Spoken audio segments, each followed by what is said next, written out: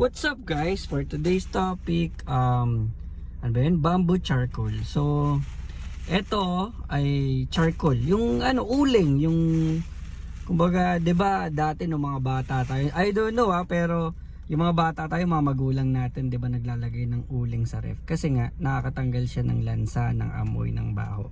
So, this one is made of bamboo na kahoy tapos ginawang uling. So, yeah. And also nga pala, kung papansinin nyo, kung naririnig nyo, tunog bamboo siya talaga. Unlike yung nabili ko last time, putek na yan, parang bulitas. Peke daw to guys. So ito, parang tayo na isang taon niya, isang taon yata to sa sa ano ba yan? Isang taon na to sa kotse ko, pero wala palang kwenta. So ingat kayo, ingat kayo pagka naririnig niyo yung bamboo style na ganyan. Ano yan, yung tunog pa lang, bulitas. Fake yan, fake.